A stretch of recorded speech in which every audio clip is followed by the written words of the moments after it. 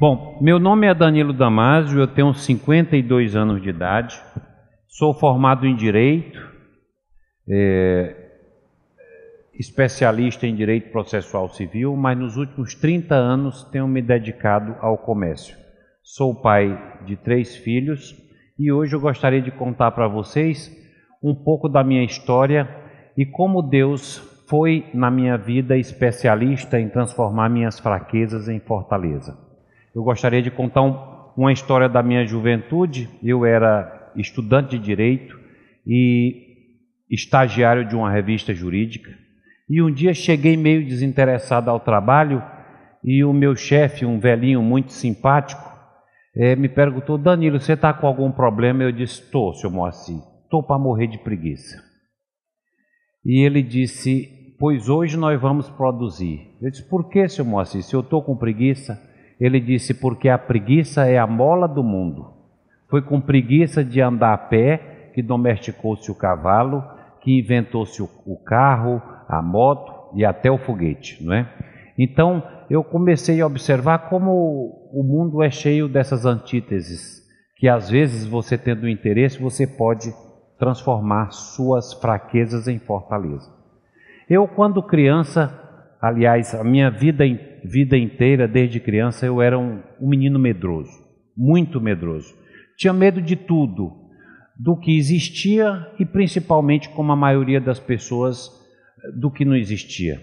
E isso me paralisava e me incomodava também, porque eu queria ser forte. Eu queria ser forte como meu irmão mais velho era forte, como meu pai era meu herói, era um homem forte. E eu, de uma família católica, na minha casa, enquanto meu pai assistia o Jornal Nacional, todo dia a gente rezava um terço. Minha mãe dizia que o sucesso de um homem era oração e joelho no chão. E ela rezava os 4 primeiros... Ela rezava o terço inteiro de joelhos, mas ela franqueava para os filhos os 4 primeiros mistérios sentados. No último mistério ela fazia com que a gente se ajoelhasse, não é? E obviamente eu, com a havaianazinha por perto, eu caçava sempre o jeitinho de calçar meu joelho, mas mesmo assim sentia dor e eu oferecia esta dor no meu coraçãozinho. Eu olhava para o céu e dizia: meu Deus, me dê força e coragem. Eu preciso, meu Deus, de força e coragem. E aquilo foi meu mantra a vida inteira, pedindo para Deus força e coragem, força e coragem, força e coragem. Bom, quando eu acabei meus estudos em Brasília, vim trabalhar aqui com meu pai. Metade do expediente eu trabalhava no jornal da nossa empresa, que era o Jornal Diário do Povo, que já inclusive se acabou, como já se acabou a metade dos jornais impressos do mundo. E lá, embora eu ocupasse a presidência, que meu pai tinha 95% das ações, eu ganhava um pouco mais de um salário mínimo, muito pouco. E a outra metade do dia eu trabalhava na empresa do meu pai, que vendia à época peça de bicicleta. Lá meu salário não era quase nada também, porque meu pai tinha tirado a empresa do zero e estava com os diretores todos postos. E eu, o que fazia? Era cobrança, serviços de despacho de cartório. Então, porque eu não gerava recursos, também não ganhava muita coisa. Então, quase nada no jornal, quase nada na empresa. Foi quando meu pai aproveitou a minha mão de obra e a mão de obra do meu irmão, que tinha chegado um pouco antes de mim, e resolveu expandir o nosso grupo de empresas. Então nós fizemos, em 99, inauguramos um motel. O faturamento no primeiro mês foi fantástico. E eu senti: agora eu vou ganhar um pouco de dinheiro, né? Eu já tinha uma mocinha, que era minha filhinha, né? Fui pai solteiro, com 23 anos. E aí, quando ele chegou no final do primeiro mês e disse: olha, o meu interesse é arrendar essa empresa para vocês. O que nos deixou muito feliz nos primeiros segundos, né? O arrendamento é 40% do faturamento bruto. Eu calculei 40% do faturamento bruto. Será que nós estamos vendendo droga aqui? Eu não sei. No primeiro mês, quando eu fui prestar conta, eu quis descontar um cheque sem fundo. Naquele tempo a gente recebia cheque em motel, né? Mas uma pessoa que dava cheque em motel já queria mesmo que fosse sem fundo. E aí eu tentei abater do arrendamento, ele disse, não, meu compromisso com você é do faturamento, não tem nada a ver com os tombos que você leva. Eu pensei, pô, então dos 60 eu vou ficar a reposição da mercadoria, manutenção, funcionário e tudo, então lá eu também não consegui receber muita coisa. Mas me serviu de lição que no mês de dezembro eu não consegui pagar, obviamente, o arrendamento, porque eu tive que pagar o 10º. Ele disse, isso é problema seu. O 13º você desembolsa em dezembro, mas o provisionamento você deve fazer a partir de janeiro. Então, todas as empresas que eu tive a chance de administrar a partir daí, eu cuidei em fazer provisionamento. Está aqui nossa contadora, a gente faz provisionamento de 10º, de férias, de tudo quanto é despesa para frente que é rateada, a gente provisiona para não ter surpresa. Depois fizemos o Metropolitan Hotel, e eu pensei, aqui eu vou ganhar dinheiro também, mas, para minha surpresa, hotelaria é costume. Na casa da gente, se quebrar o pé da mesa, você escora lá com dois tijolos e ainda é lá o melhor lugar do mundo que você dorme. Então, Teresina já tinha outros hotéis e a curva para tirar do custo do faturamento, para tirar do custo, demorou muito. E, obviamente eu era empregado, mas deveria receber meu salário, mas ele dizia para mim, se a empresa não está dando lucro, como é que tu quer receber? E depois que começou a dar lucro, ele disse assim, tu te lembra do tempo que deu prejuízo? Deu prejuízo um tempão. Depois nós fizemos um segundo motel depois desse hotel. E o hotel bom, melhor do que o primeiro, mas ele ajudava a pagar a despesa do primeiro. Então eu não ganhava nada no jornal, nada na empresa, nada nos motéis, nada no hotel, um pouquinho no campo, no Alves Fora, nada. E eu pensava muito em desistir, mas não tinha como. Eu era uma categoria de gente que tem poucos aqui, que é o inempregável. Porque com que cara eu ia chegar? Meu pai era um comerciante de bom porte para o Piauí. Como era que eu ia chegar no professor Vilto pedindo emprego? Primeira coisa que você ia dizer é o seguinte, se você fosse bom, você estava trabalhando com seu pai, né? Então eu não podia sair de lá. E pensei, bom, pois eu tenho que ir embora do Piauí. Já estava casado com a Denise. Como para você se mexer, você precisa ter uma reserva. Se eu não ganhava nada, como era que eu ia ter reserva? Então o meu pacto com Deus continuava. Eu continuava com medo, continuava paralisado, mas enchendo o saco dele. Meu Deus, me dá força e coragem. Meu Deus, me dá força e coragem. Era o que eu pedia sempre, força e coragem. Então, no ano de 2003, nós estávamos muito na área de serviço, hotel, motéis, hotel. Ele disse, está na hora de vocês virem para o comércio. O comércio é mais lucrativo. Mas não venham para o meu, se vocês quebrarem, quebre outro. E colocou para a gente um concorrente dele.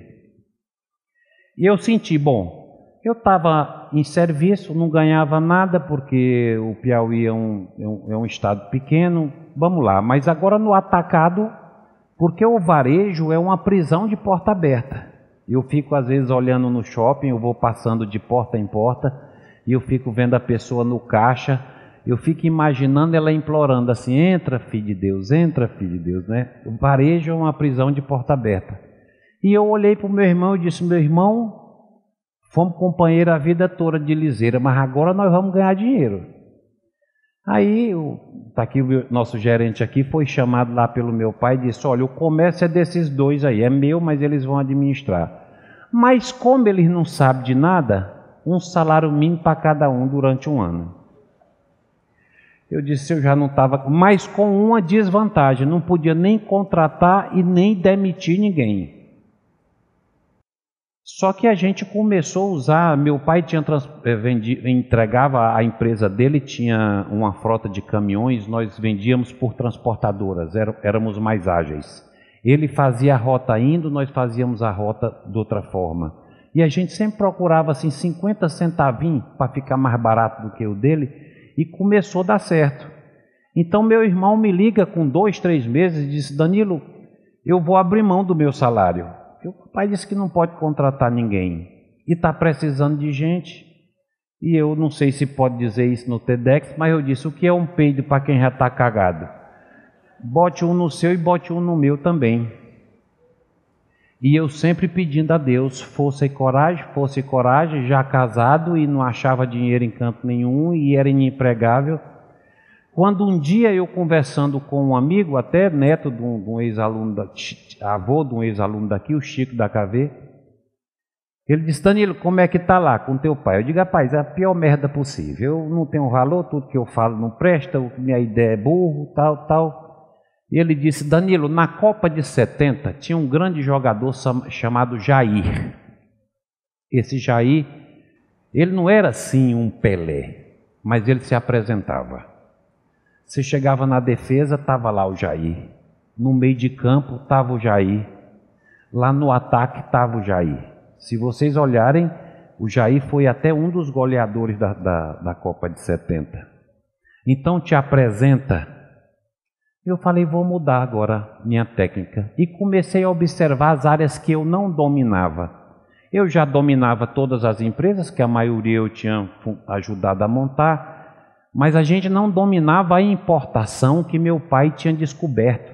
Lá no começo, quando o pessoal pensou em chegar na China, meu pai já estava lá.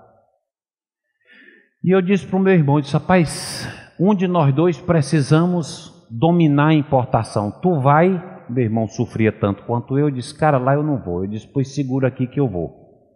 E eu convenci meu pai a me levar para a China em 2007. E foi a última vez que ele foi.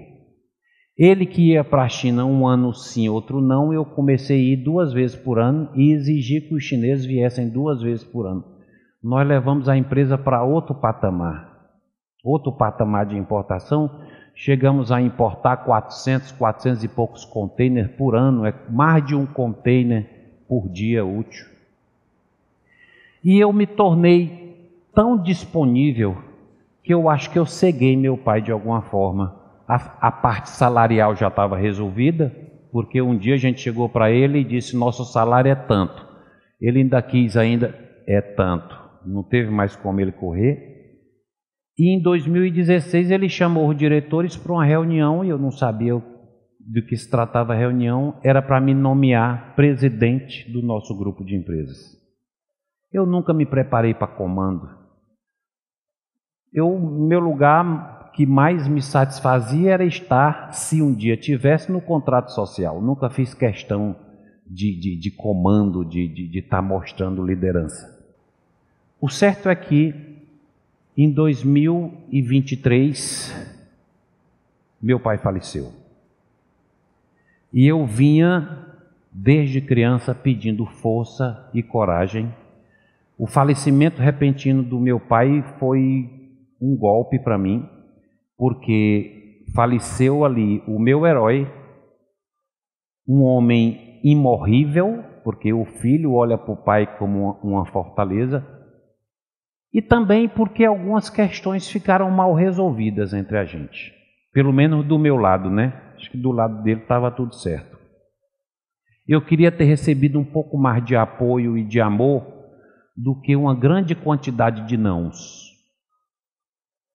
E fiquei com aquilo e assim querendo resolver, e um dia eu sonhei com meu pai, quase que senti o cheiro dele.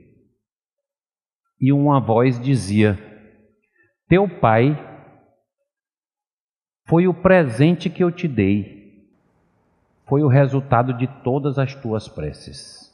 Era Deus falando comigo que aqueles nãos que eu pensava que estavam me maltratando eram, na verdade, Deus me fortalecendo. Foi isso que eu pedi a vida toda.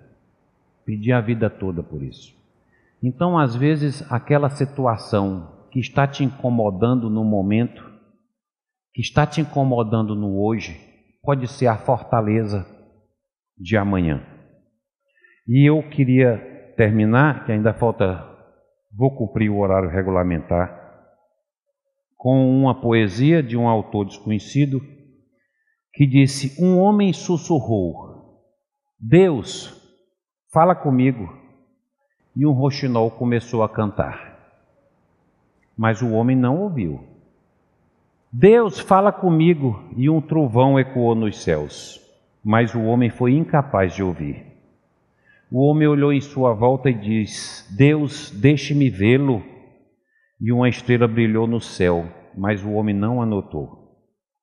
O homem começou a gritar: Deus, mostra-me um milagre. E uma criança nasceu, mas o homem não sentiu o pulso da vida. Então o homem, desesperado, começou a chorar e disse: Deus, toque-me e deixe-me sentir que você ainda está comigo. E uma borboleta pousou suavemente em seu ombro. O homem espantou a borboleta com a mão e, desiludido, continuou seu caminho, triste, sozinho e com medo. Obrigado.